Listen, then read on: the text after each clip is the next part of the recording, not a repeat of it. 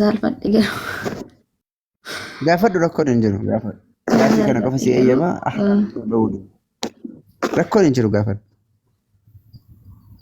Fincaan Muhammadii dhibee nama fayyisaa kan jedhamu wayii dubbiseen ture fi makootiyyoo jechuudha.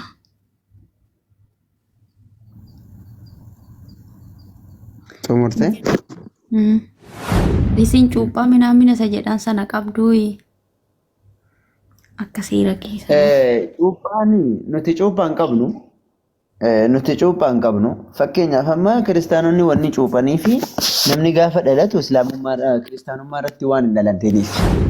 Qooy erga waan biraan hin jiru erga ta'e fakkeenyaaf rabbi qofa erga ta'e Muhammad minaamina kan jedhamu kun maaliif? Warra jimaa warra namticha ortodoksii takka jira. Nama afur lakkaa'ee warra bunni haraama erga jedhee booda bunnaa matattaat kilkilnoo jedhee nama afur naggaadee warra biyya arabaatii fidantu jira. Nama afur lakkaa'ee ka'ee soostaachoon jedhe sadan isaaniiyyuu jedhe lal nama afur lakkaa'ee sadii jedhani. Ayyee gamana deebi'ee ammas ibsa rakkoon hin jiru. ماشي maal jedha rabbi subhanahu wa ta'ala quraana keessatti boqonnaa 29 quraana boqochuu barbaadde kun ola maqaan isaa akkas jedha qoy qophaa sii baasa kun ola hoolii quraan oromoo jedha argita qoy as deebisi Sigarsiisa qoy Play Store keessa galee. Yesus sini fadhiisu rabbi keessan maal boo? Kun argita isa dhiisi koomentii dhiisi kaati. Argita kun hoolii quraan afaan oromoo jedhu. Iskiriin isheetti godhadheera. Godhattee? Ayya ashi. كنت لالي بقولنا نقدر نتدفى لكم سكول لما ربي مال جدا ولقد خلقنا الإنسان من سلالة من طين جدا رقمت نتي المنما كل شومفا دوكي الراتي الراء أمني جدا أرقته دوكي الراء كانت جدا طيب دوكي الراء كان أمم يكون أين جنان أدان وما نكون أمم أدان jalqaba rabbiin subhaanahu wa ta'ala biyyeerraa erga walitti qabee booda biyyeen kun bishaantu itti godha. Fakkeenyaaf akka fakkeenyaatti jechuun isteeppii kanaan yoo si'ife jechuudha. Bishaani gama tokkoon maniyyii yookaan ammoo wanni namarraa ba'u sunillee bishaan jedhama. Gama kaaniin ammoo as deebinee yoo ilaalle dhoqqeen yookaan ammoo biyyeen ofumaa waan takka hin ta'u bishaan barbaada. Eegana ammoo biyyee bishaan erga walitti makamee booda maal ta'a? Dhoqqee ta'a. Dhoqqeen sun immoo erga goggogee maal ta'a? Suphee ta'a jechuudha. Suphee kanarraa rabbi nama uume eenyu inni sun Addaam. Tokko naa jedhe. Uumaan Addaam bishaan dhoqqee fi suphee irraayyii jechuudha. Gamana naa deebi'e. ثم جعلناه نطفة في قرار مكين. سنبودي شوفا بشان سالا كان إدو تزقباء يوكان مو ميجاء yookaan gadameessa keessatti isa taasifnee jedha. Bishaan saalaa yookaan ammoo kan dhiira keessaa ba'uuf kan dubartii keessaa ba'u wal makatu sun eessa seenaa gadameessa keessa dhaqa. Isa san eeganaa bishaan sun erga gadameessa keessa seenee booda sana booddee bishaan saalaa dhiiga itittaa taasifnee jedha. Bishaan saalaa sun maal ta'a? Erga gadameessa seenee dhiiga itittaa ta'a. Dhiiga jechuun isa kana. Dhiiga ititaa jechuudha. Ergasii dhiiga ititaa sana muraa foonii taasifnee jedha. Dhiigni ititaan sun ammoo guyyaa 40 booda maal ta'a? Muraa foonii ta'a.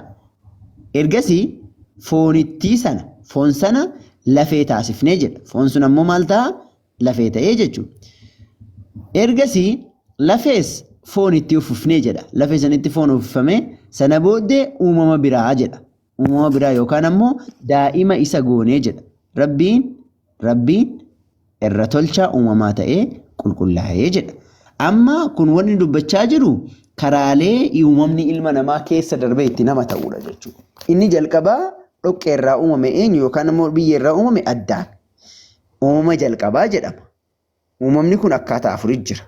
Tokkoffaa Addaam biyyee irraa uumame, Hewaan Addaam irraa uumamte, nuti immoo haadhaaf abbaa keenya irraa bishaan xiqqishoo saniin uumamne, eegas Yesuus Kiristoos ammoo haadha qofarraa uumame jechuudha.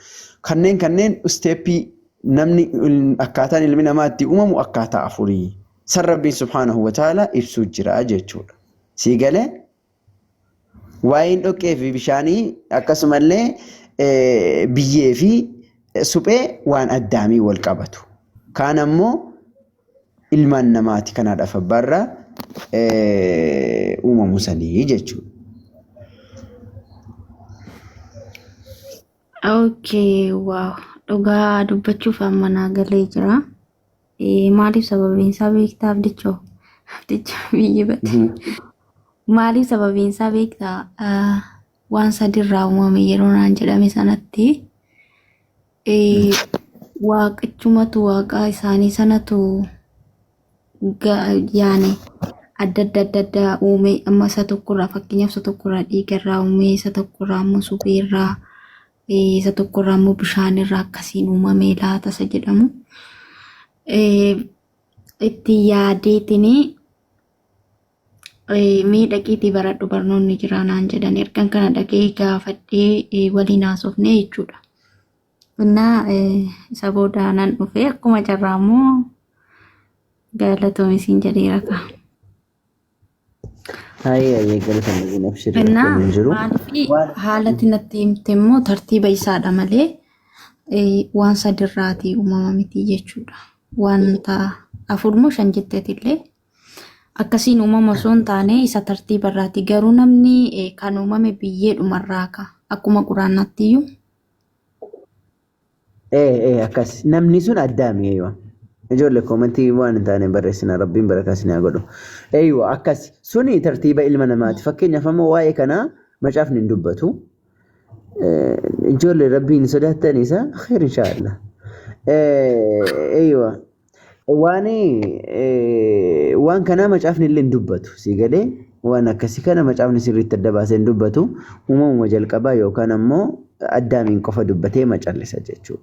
Si galee garuu immoo quraanni tokko tokkoon tartiiba yookaan ammoo akkaataa ilmi namaa keessa darbee dhufu jechuudha. Waan Rabbiin subhaanahu wa ta'ala beeku kan ilmi namaa hin beekne sanneen Rabbiin nuyi. Fakkeenyaaf amma otoo Rabbiin kanneen adda baasee nuun himne nuti akkaataa ilmi namaa dhufe hin beeknu jechuudha. Rabbiin ammoo tokko tokkotti adda baasee nuu hime. Akkasi malee wal dhabbee yookaan ammoo waan waaqni garaagaraa uume osoo hin taane waaqayyuma tokkichatu uume ammoo akkaataa itti uume tartiibatti uume qaba. Rabbiin subhaanahu wa ta'ala maal jedha quraana keessatti wa khalaqnaakum atwaaraa. Mee bakka takka si agarsiisa. Bakka takka si agarsiisa. وقد خلقناكم أطوارا كان جلو سورة النوح رنعتا كل آخر نتفكاتا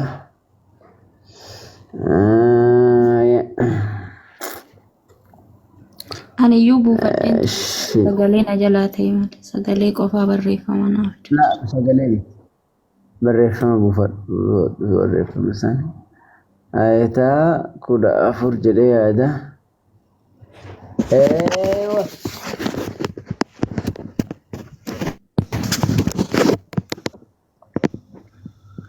argite bakka kana argita dhugumatti insa kana maal jedha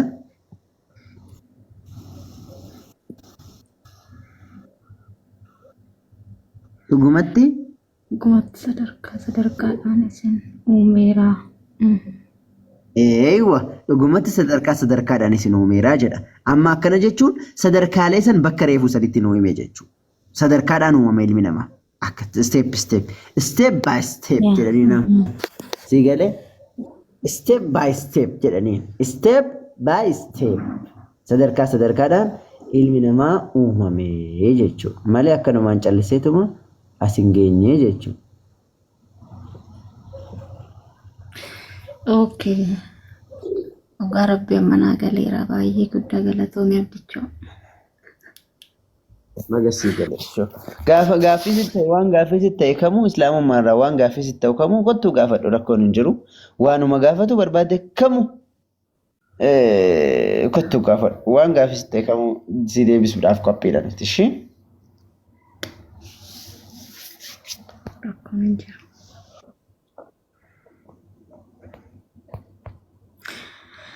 Rakkoon hin jiru. Yoo rakkoomenti dammoo jechuudha. Isin cuuphaa minaamina isa jedhan sana qabduu akka seera keessa. Cuuphaan nuti cuuphaan qabnu nuti cuuphaan qabnu fakkeenyaaf amma kiristaanonni wanni cuuphanii fi namni gaafa dhalatu islaamummaa kiristaanummaa irratti waan hin dhalataniif wanni kiristaanonni amma fakkeenyaaf nama cuuphanii fi namni tokko gaafa dhalatu kiristaanummaa irratti waan hin dhalataniif. Si galee namni tokko yoo hin cuuphamne kiristaana jedhamuu hin danda'a? Hin danda'u. Hin danda'u. Namni hin cuuphamne kiristaana miti.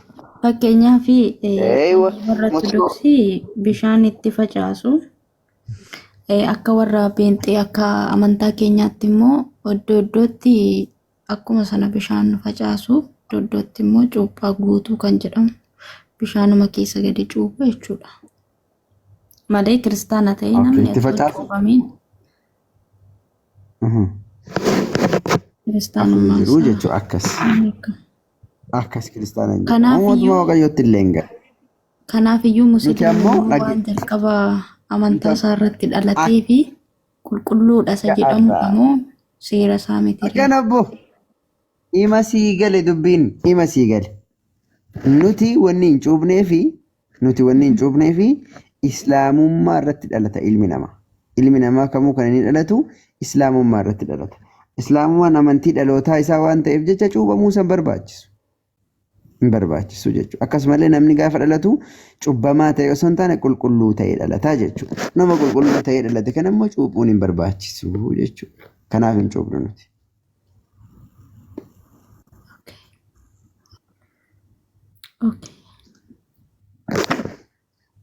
Kan biraallee gaafa. Fakkeenyaaf lubbuun haaraa waggaa gara keessan dhufu maaltu ta'aafi? Lubbuun haaraan gaafa gara keenya dhufu jalqaba irratti Waaqayyo tokkicha akka ta'e ragaa baata. Eegana ammoo Nabi Muhammad alayhi salaam ergama Rabbi akka ta'an dhugaa baata. Isaaniin alatti namni biraa Rabbi tokkicha saniin alatti Waaqni biraa akka hin jirre ragaa baata. Yesuus Kiristoos erga Waaqni biraan hin jiru erga ta'e warra kaaniin hoo maaliif fudhachuun barbaachisere? Maaliif fudhachuun barbaachisa? Fakkeenyaaf Rabbi qofa erga ta'e Muhammad minaamina kan jedhamu kun maaliif fudhachuun jechuun inni kun amantaa keessan tokko yookiin immoo isin qeeqoo osoo hin taane yaani waan naagaluu qabu tokko. Si galee? Rakkoon hin jiru ayyee. Rakkoon hin jiru. Nabi Muhammad alayhi salaatu wassalaam ergamaa Rabbiiti malee Waaqayyoo miti. Waaqa jennee hin amannu. Ergamaa Waaqayyooti malee isaan Waaqa jennee hin amannu. Si galee? Naagaleera garuu maaliif? Isaanii fakkeenyaaf amma Rabbiin yookaan immoo Allahiin ofii isaatii gabbu'ee miti. Ofii gabbu'ee miti kan islaamummaa nu barsiise. Ofii gabbu'ee miti kan inni Qur'aana nu barsiise. Karaa Nabi Muhammadiin nu barsiise. Isaanitti Qur'aana buuse isaan ammoo nu godhaan. Kanaaf jecha isaan nabiyyii Rabbiiti yookaan ammoo ergamaa Rabbiin irraa ergaa fuudhee nuun ga'e jennee dhugoomsina itti amanna malee waaqessinu jechuudha. Hin waaqessinu hin sagannuuf wanta akka illee waan nu godhan jennee illee namanu. Egalee? Waaw, mee haasa'e bichuu. Dhugaadhumatti naagalaa rameen duratti jechuudha. Odoon gaafatiin dura Muhammadii akka waaqaatti itti sagadduunsa yaa. Lakki akkasii miti. Naagala. Nakki Muhammaditti alayhi salaam hin sagannu. Isaan hin kadhannullee. Wanta akka nu godhan jennee illee naman. Si galee isaan ergamaa Rabbiiti. sabbiiti ergaa rabbiin isaaniin ga'e karaa Gabreeliitiin isaaniin ga'e isaan ammoo ergaa sana nuun ga'an nabiyyiidhaan nama jennee amanna malee waaqa jennee amannu jechuudha.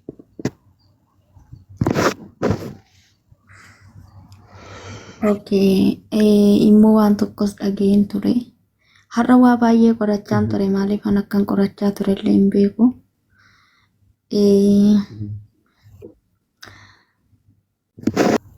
Saalfadhe garuu. Gaafadhu rakkoon hin jiru gaafadhu. Gaaffii kana qofa si eeyyamaa rakkoon hin jiru gaafadhu.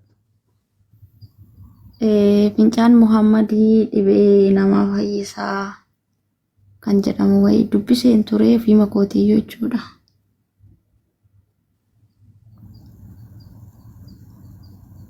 Xumurtee? Dhibee namaa. La sun kijiba wanni sun kijiba. Yoo ofii isaaniitii barreessanii si ergan malee ofumaa isaaniitii barreeffatanii yoo ofii isaaniitii si ergan malee waan kijibaati kun. Kijiba laa asla lahu. Waan hunda hin qabne waan sobaati jechuudha. Sobaa dhugaarraa fagaate malee soba wanni akkas jedhamu hin jiru. Muhammad bar nama akkamitti namni akkamitti fiixaan namaa dhuga. Kijiba guddaadha. A'uudhu billah. Warra jibbaa isaanii qabu jibbaa Nabi Muhammad alayhi salaam qabuu fi akkasumallee warra islaamummaa jibbisiisuudhaaf waan akkasii haasa'u malee Nabi Muhammad alayhi salaam wanni akkasii takka illee takka dubbatanii illee hin beekan. Sahabaan isaanii illee waan akkasii dubbatanii hin beekan. Waan kijibaati jechuudha. Kijiba guddaadha kun. Yoo illee akka carraallee dubbistee jiraatte ani ashabdii dubbisne.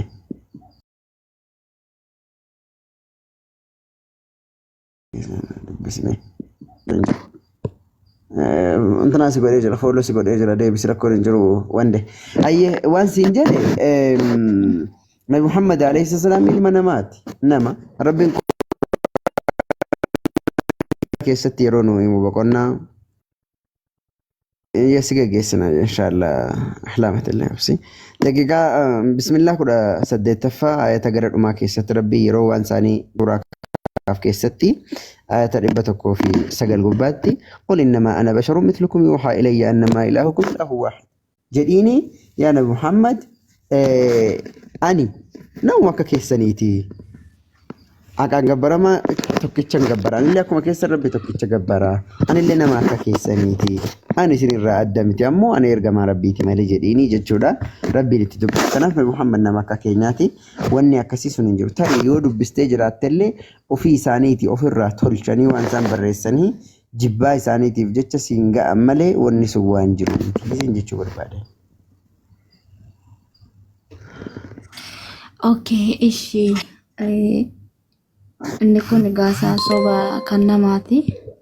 Kanuma isaanii fudhatan egaa kan isaanii. Inni itti immoo abdichoo. Inni itti immoo akka amantaa keenyaatti jechuudha. Fakkeenyaaf akka amantaa kootti namni tokko malee hin fuudhu eeyyamamaas miti. Namni tokko malee hin fuudhu dubartiinis ta'e dhiirris ta'e yoo fakkeenyaaf fuudheyyuu akka carraa ta'e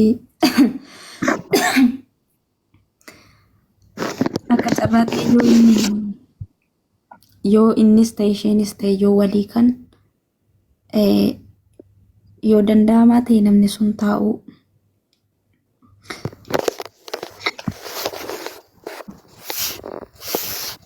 Yoo danda'amaa ta'e jettee sagaleen kee dajjitame? Lakki anatti qabate qofaan na qabennaan. Yoo danda'amaa ta'e jechuudha namni suni normaali hin fuudhu hin heerumtu isheenillee. Maaliif sababiin isaa akka amantaa keenyaatti namni tokkumaafi yoo lakkii wajjiniin hin taa'u kan jettu yoo taate isheenillee galtee taa'u. Innis illee jechuudha. Garuu immoo yoo immoo wal jaallatanii walitti deebi'an immoo kan walii kanarraan kan hafitti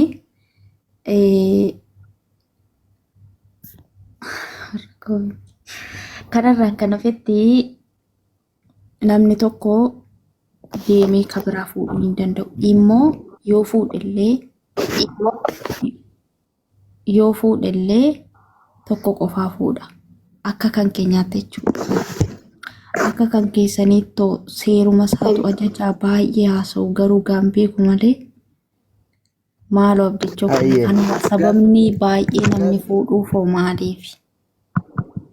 Hayyee gaaffii bareeda gaafatte. Jalqaba irratti macaafa keessatti tokko qofa fuudhanii kan jettu sun dogoggora. Macaafa keessatti tokko qofa fuudhaa kan jedhu hin jiru. Yoo fuudhe namni haadha warraa tokko yoo fuudhe inni jedha malee isiin illee haadha abbaa warraa si dhiisinii dhiifteen deemin jedha malee yoo gargar ba'an illee hin fuudhin jedha malee suni seera nama haadha warraa fuudhee gargar ba'uu irraa dhowwuudha malee tokko qofa fuudhaa kan jedhu hin jiru. Macaafa keessatti bakkuma tokkotti illee tokko qofa fuudhaa kan jedhu hin caafamne. Sii galee tokko qofa fuudhaa kan jiru garuu isii fuute sanaan gargar ba'uutu dhowwaadha. Fakkeenyaaf lamas fuudhi, sadiis fuudhi, shanis fuudhi, dhibbas fuudhi.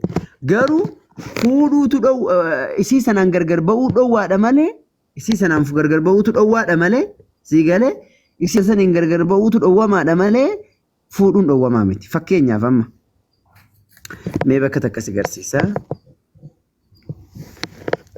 Na wajjin jirtaami? Macaafuma keessaa bakka takkas agarsiisa. Maal jedha seete? Macaafa mootota isa duraa boqonnaa 11 lakkoofsa 3 gubbaatti Solomoon durboota moototaa keessaa. Kakuu moofaa keessa Kakuu moofaa. Eewa. Kakuu moofaanis macaafuma keessa nimi? Jechuun irra caalaatti kakuu moofaa hordofna osoo hin taane kakuu haaraatti abdichuu. Inni kun lakki kanaaf kanan jedhamu bara Yesuus baraan seera Museedhaa diiguudhaaf waan dhufe isinitti hin fakkaatin isa raawwachuudhaaf han dhufee jedha. Jabeessuudhaaf han dhufee. Eewa akkas jabeessuuf erga dhufee immoo hin banne jechuudha. Amma lafaaf waaqaaf samiin lafti badanitti dubbiin sona keessaa tokkollee hin baduu jedha. Eegalee kanaaf jecha sanii jechuudha. Solomoon durboota moototaa 700 hin fuudhee jedha. Sajjattoota immoo 300 qaba ture jedha. Dubartoonni isaa kunis yaada sakaraa irraa hin jallisan jedhee dubartii 1000 kan inni qabu dubbataa jechuudha. Dubartii 1000 andi shisitu. Eegalee miti? Dubartii 1000. Ande maa kakuu moofaaf kakuu haaraa wanni jedhamu hin jiru kaa. Kakuu moofaaf kakuu waaqayyo suma gaafa kakuu moofaa waaqatu arrallee waaqaasii galee. Namni tokko haadha warraa lama yoo fuudhee jedha bara macaafa keessatti namni tokko haadha warraa mee bakka takka qofa si garsiisee sirraa xumuraa ahlaamillee dadhabdee jirti. Seera ba'uu boqonnaa 21 si garsiisa lakkoofsa gubbaatti.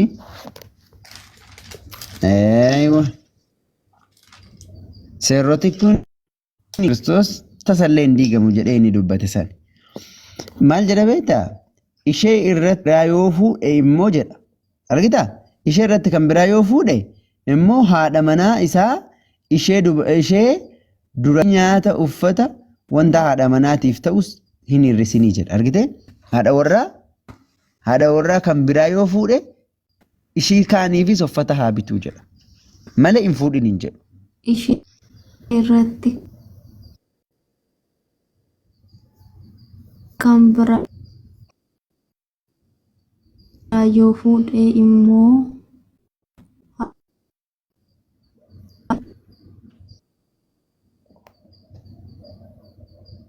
argitee ani?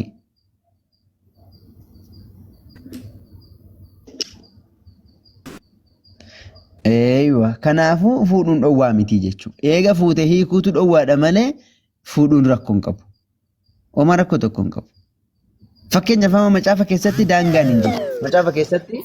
Macaafa keessatti hedduu fuudhuu dandeessa. 10,000 miiliyoona illee fuudhuu dandeessa. Dhowwaan hin jiru. Garuu quraana keessatti kan eeyyamamu tokko aga 4 garuu fuudhuu dandeessa. Sana ol darbuu hin dandeessu. Sababni tokko ol fuudhamuuf immoo maali kan jettee dubbatteefi sababii namni tokko ol fuudhuu danda'uuf tokkoffaa yoo fedhiinsaa tokkorra darbaa ta'e dubartii tokko fuudhee kan biraa hawwa yoo ta'e kan biraa hawwuurra yookaan immoo sagaagaluurra dubartii kan biraa dabalachuun eeyyamamaadha. Kan biraa ilmu fuudhee fakkeenyaaf yoo ilmoo dhabe ishii kana gallakkisee mana abbaatti galchee osoo hin taane ishii illee jiraachifataa kan biraallee fuudhee ilmoo irraa argataa jechuudha.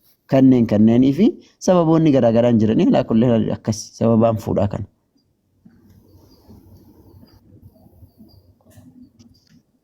Rabbitu immoo eeyyamee jechuudha.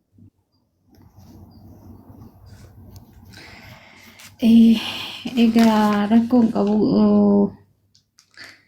dadhabdaniitu natti fakkaata dadhabni irra jirtu. Eeyyama dhugaadha dadhabni irra jirtu.